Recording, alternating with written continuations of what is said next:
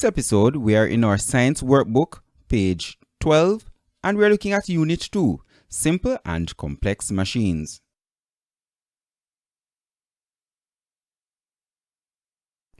When you need to move an object, you might need tools to help you.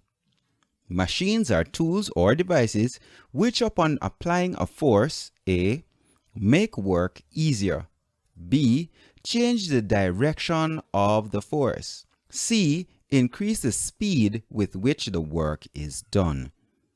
All machines, no matter how complicated, are made from variations of simple machines. Simple machines have few or no moving parts. The types of simple machines are levers, wheels and axles, pulleys, inclined planes, wedges, and screws. Some scientists, however, classify simple machines into two major types: inclined plane and lever. To them, the wedge and screw are variations of the inclined plane, and the pulley is a variation of the lever. So now we move on to levers. A lever is a simple machine made of a rod or a bar that is used to move objects. It turns or pivots on a fixed point to move the load or weight. All levers have three main parts. We have the fulcrum, the effort, the resistance or load. So let's look at the fulcrum. The fulcrum is the point on which the lever is supported and turns. 2. The effort is the part on which the force is exerted or applied by pushing or pulling. Thirdly, the resistance or load is the part which bears the weight to be raised. Although all levers have these three parts, the three parts can be arranged in different places. Levers can be grouped, therefore, into three main classes. We have the first class lever. The first class lever has its fulcrum between the load and the effort. For example, we have here a crowbar being used to move a load. 2. The second class lever has its load between the effort and the fulcrum. For example, the wheelbarrow. The third class lever, we're on page 13 now, the third class lever has its effort between the load and the fulcrum. For example, the shovel. Now in class, we have a little saying, FLE 1, 2, 3. If the fulcrum's in the middle, it's a first class lever. If the load is in the middle, it's a second class lever. If the effort's in the middle, it's a third class lever. FLE 1, 2, 3. Let's go on now to levers in the body. So we have some body parts. We have the fulcrum, the load, and the effort. The head. The fulcrum is the joint between the head and backbone. The load is the head, and the effort would be found in the muscle at the back of the neck. We have the foot, the fulcrum, the toes, the load, the body, and the effort would be the muscle at the back of the leg. We have the arm. The elbow would be the fulcrum, the load would be the arm, and the effort would be the bicep muscles in the upper arm. Let's pay attention to this note. Let's look here. We have two children on a seesaw. Note, equal weights balance at equal distance from the fulcrum. If the balance is unequal, the greater or heavier weight must be the one to be moved closer to the fulcrum in order to maintain balance. So, if they are equal weight, they will be equal distance or equidistance from the fulcrum. If we want them to balance and they're unequal in weight, we have to move the heavier one closer to the fulcrum until they come to balance. We move on now to wheels and axles. The wheel and axle is a simple machine that has a center rod attached to a wheel. It is a kind of lever that moves or turns objects. Every time you turn a doorknob, you are using a wheel and axle.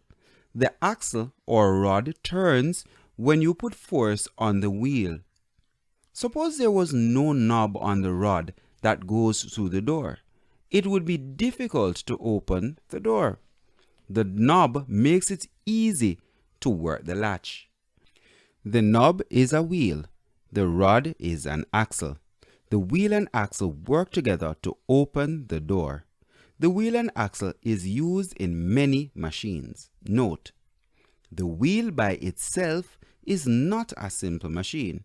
It is a special kind of roller. The wheel becomes a simple machine when you combine it with an axle. We now turn to page 14. Now we talk about gears. Gears are special types of wheels with jagged edges, like teeth that interlock in pairs.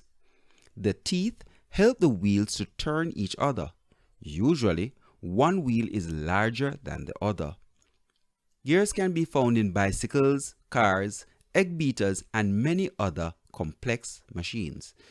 And if we look at the top right hand corner, we see the gear on a bicycle. Let's move on to pulleys. A pulley is a variation of a lever. It is a wheel with a rope or chain that moves in a groove around the wheel.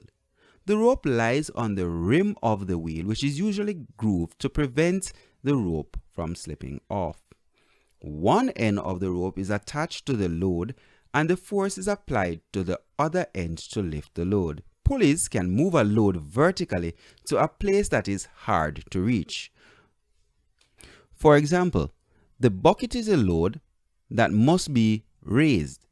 When you pull down the rope, that's the effort, the rope moves around the pulley and pulls the bucket up. And if we look to the right, we have a diagram there that helps us to understand that. So we continue. There are two main types of pulleys. One, the fixed pulley, and two, the movable pulley. The fixed pulley is securely fastened to an object. It is commonly used to change the direction in which a force is applied. It does not increase the force exerted on it. At the top of the flagpole is a fixed pulley, around which the rope goes. Now, a movable pulley is attached directly to the load and moves vertically or laterally as the load moves. This type of pulley reduces the amount of force that is needed to lift the load. We move on now to inclined planes. An inclined plane is a sloping or slanting surface. It is higher at one end than the other. A ramp, a path going up a hill, or a ladder leaning against a wall are some examples of inclined planes. You can use an inclined plane to move an object to a higher or lower place. Inclined planes can be used to raise a body which is too heavy to be lifted. We turn now from page 14 to page 15. Wedges and screws. Wedges and screws are variations of the inclined plane. Two inclined planes placed back to back form a wedge. Wedges have sloping edges and may even have sharp edges.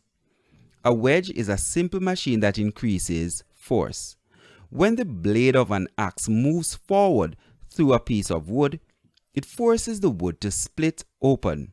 Wedges are therefore used for cutting, splitting, or piercing objects. The blade of a knife or machete, the tip of needles and nails are some examples of wedges. Screws. The thread of a screw is really an inclined plane. This kind of inclined plane goes up and around. It moves forward with greater force than it is used to turn it. Screws are used to hold objects together tightly and to make things turn. They are also used for lifting and digging. The car jack is a screw. No one can lift a car by himself, but he can lift it by using a jack. So here we have a picture again up the top of the axe. being used to split wood. We have, for the screws, we have nuts and screws. We have the nut and the bolt, and we have the threads that are there, that twisted inclined plane. Now to complex machines. All the simple machines can be put together to make big machines. The machine that is made up of two or more simple machines working together is called a complex machine. Let us take a closer look at complex machines and see how simple machines work together. A bicycle is a complex machine. The bicycle is made up of several different simple machines. Handbrakes are levers. You can find a wheel and an axle in the front and back wheels as well as pedals. The chain on the bicycle is a pulley, and screws hold parts of the bicycle together. We now move from page 15 to page 16. On page 16, you have your unit review going all the way to page 17, page 18, page 19, and page 20. So please do those pages for the unit review, and in the next episode we'll move on to unit 3, air and water. See you then.